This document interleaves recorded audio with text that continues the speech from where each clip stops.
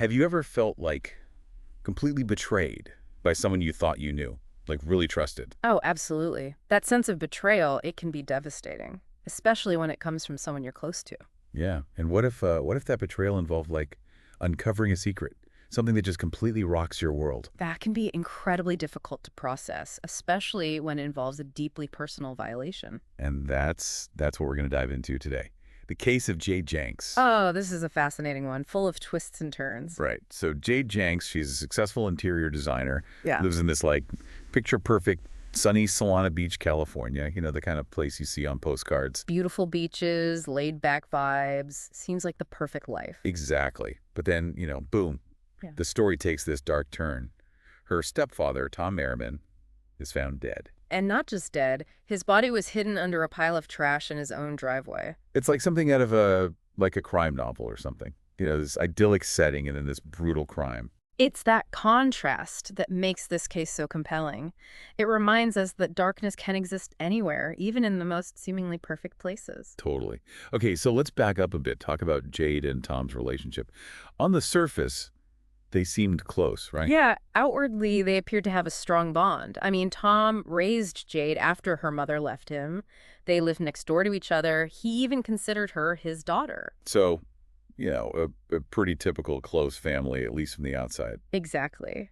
But then Jade makes a shocking discovery. On Tom's computer, What was it? hundreds of explicit photos of herself. Oh, wow. Yeah. And we're not talking about a few, like, innocent snapshots. These were very clearly intimate photos, taken without her knowledge or consent. That's a huge violation. I can't even imagine how betrayed she must have felt. Absolutely. Imagine finding out that someone you trusted, someone who raised you, had been secretly taking these kinds of photos of you. I mean, that would be devastating. Well, So how did she react? well, it triggered this, cascade of emotions. Anger, betrayal, humiliation, probably a sense of powerlessness, too. Yeah, that. And those emotions, they ultimately led her to take drastic measures. Which, as we know, culminated in Tom's death.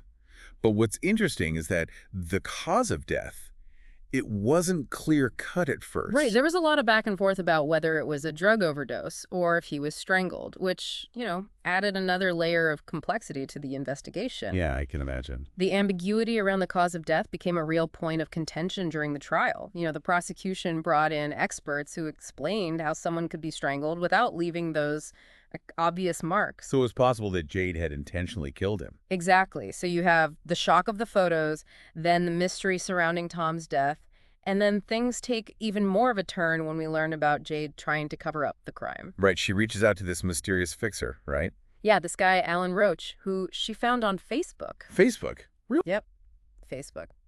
And he claimed he can make the whole problem just disappear. It's crazy that in the middle of all this, she's turning to social media for help. What did you think a fixer could do? Well, the thing about fixers is that their roles are often pretty vague. They operate in the shadows, handling things that most people wouldn't know how to deal with. So like what? Make Tom's body disappear? It seems like that's what Jade was hoping for, that Roach could somehow erase the whole situation. Wow. And her text messages to him are, well, they're pretty incriminating. Oh yeah, those texts became a key piece of evidence for the prosecution. They really provide this window into Jade's state of mind after Tom's death. Like she's panicking, trying to get rid of the evidence. Exactly. And there's one text where she even admits to losing her temper, which, directly contradicts her later claims of self-defense. Right, because if it's self-defense, why would she need to fix anything? Exactly. But wait, there's more. Oh no, another twist. Another twist. A second fixer enters the picture. His name's Brian Solomon, and he claims that Jade confessed to him too. It's like she's leaving this trail of breadcrumbs leading straight back to her. It really does seem that way. And then, of course, there's that chilling 911 call made by Jade's ex-boyfriend, Adam. Right, he's the one who eventually went to the police. Yeah, but he was clearly hesitant, almost scared. He reports Jade's confession to him, but you can just hear the fear and uncertainty in his voice. Like he's torn between loyalty to Jade Uh, and the realization of what she might have done. Exactly. It's a really powerful piece of evidence, that 911 call. It adds this human dimension to the whole story, reminds us that real people are caught up in all of this. It's a lot to take in, just in the initial stages of the case. But before we dive into the trial itself with all its twists and turns, let's take a closer look at the crime scene. this seemingly perfect Solana Beach neighborhood. Okay, so picture this. Peaceful community. Life moves at a slower pace. Neighbors know each other. Kids playing in the streets. Sounds idyllic. And then, right in the middle of this tranquility, Tom Merriman's body is found, hidden under a pile of trash. It's such a jarring contrast. This peaceful facade shattered by this, like, really violent crime. And it wasn't found right away, right? No, it went unnoticed for a while, which adds another layer to the whole thing. How easily violence can be hidden, even in plain sight. It's almost like the serenity of the place makes the darkness of the crime even more unsettling. You're right, it does. And then you add in the uncertainty about how Tom died. Was it the drugs? Was it strangulation? Something else entirely? So many questions, even from the beginning. And it just gets more complicated as we start unraveling Jade's plan. Her attempts to cover up what happened, her desperate outreach to that fixer. And that's where things start to get really interesting. The introduction of this fixer, Alan Roach, just throws this whole new wrench into the works. It really does. And that's where this case kind of takes us into this whole other world, this, murky underworld. And it really highlights, I think, just how desperate Jade was. I mean, she connected with Alan Roach on Facebook, of all places. I know we talked about that a little bit, but it's still just wild to me that, like, in the middle of this panic, right? Yeah. She's turning to social media to find someone to fix this for her. I know, right?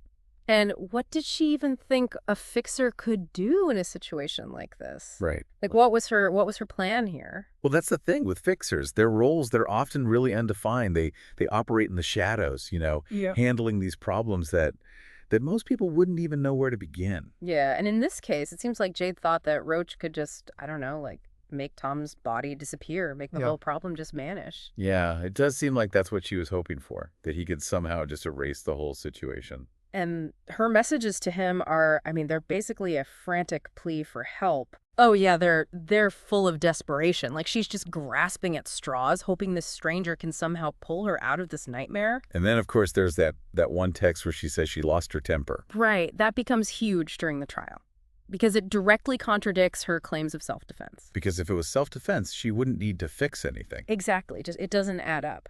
But then, as if things weren't complicated enough, a second fixer enters the scene. Another one. Yep, Brian Solomon. And he also says that Jade confessed to him. Oh, wow. So now it's two people claiming she admitted to killing Tom. Right, which really strengthens the prosecution's case against her. It's like, with each step she took, instead of making things better, she was digging herself deeper into this hole. It seems like she was almost asking to get caught. Yeah, it does seem that way. Like, she was so overwhelmed by the panic and the fear that she just wasn't thinking clearly. Okay, so we've got this tangled web of conflicting stories, these incriminating text messages, these mysterious fixers lurking in the background. So let's move on to the trial. One of the most surprising things to me was that the defense decided to put Jade on the stand. Yeah, that's always a risky move. Putting the defendant on the stand, it opens them up to this intense scrutiny, both from the prosecution and even their own lawyer. But why do it then? Well, in this case, it seems like the defense attorney was hoping to get some sympathy from the jury, to paint Jade as a victim who was driven to do something desperate. But then I'm a little confused, because if they were going for the sympathy angle, why did her own lawyer question her so harshly?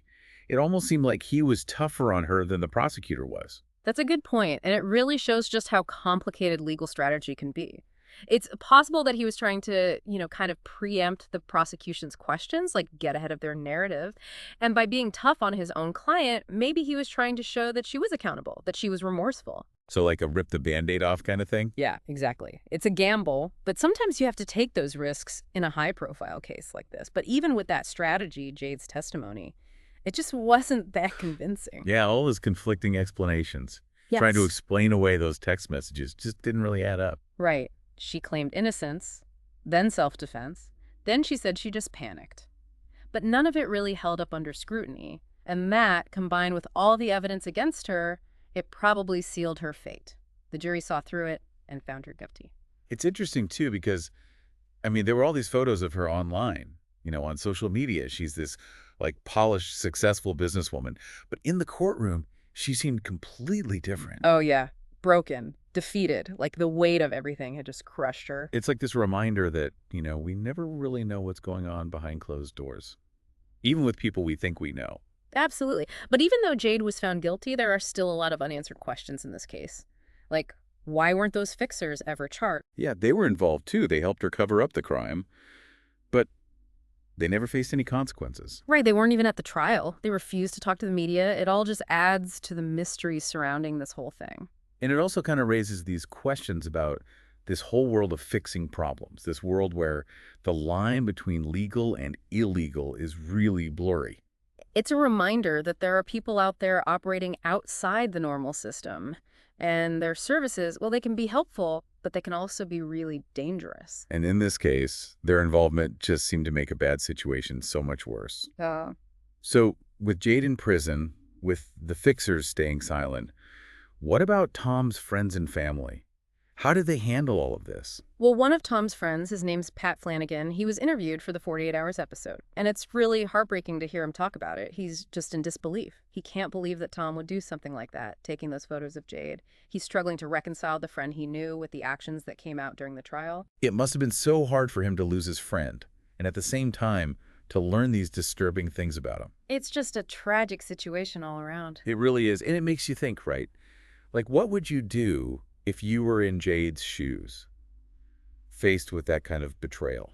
It's a tough question. It really forces you to examine your own morals, you know? Like, would you try to go through the legal system, or would you be tempted to take things into your own hands? I honestly, I don't know what I would do. It's easy to say, we make the right choice, but when you're in that moment, when those emotions are so raw, who knows?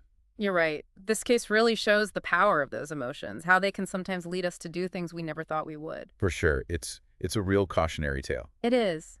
It reminds us that actions have consequences, that trying to get justice outside the law, well, it often leads to more tragedy, and that even in seemingly ordinary lives, there can be these, like, dark secrets, hidden motivations. And, it also brings up this whole issue of revenge porn, sharing those intimate photos without consent. That's a violation that can really have a lasting impact on the victim. Absolutely. The digital age has created all these new ways for people to exploit and abuse others, and the legal system, it's still catching up, Yeah. trying to figure out how to deal with these kinds of crimes. It's a growing problem, and it's important to remember that the victims, they often feel so much shame, like they're powerless. And in Jade's case, finding those photos, it seems like that was the breaking point for her. Yeah, it's like she felt like she had lost all control, and while we can't condone what she did, we also can't ignore what led up to it, you know? The betrayal, the violation, those were real traumatic events. Uh-huh. They definitely played a part in her decision-making. This case is just, there are no easy answers, no clear-cut good guys or bad guys, just flawed people caught up in this terrible situation. It's a really complex story, and even though the trial is over, the ethical and emotional questions, they're still there. So where does that leave us? We have Jade. She's in prison for murder. The fixers, they're still out there. Their roles in all of this still a mystery.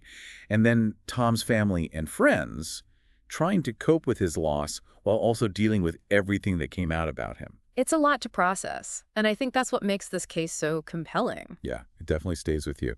So if you're interested in learning more, I highly recommend checking out the full 48 Hours episode. It goes even deeper into all the details. And for more deep dives like this, be sure to subscribe to the show. We'll keep bringing you these fascinating stories, the kind that make you think, the kind that make you question everything. Until next time, keep those brains working.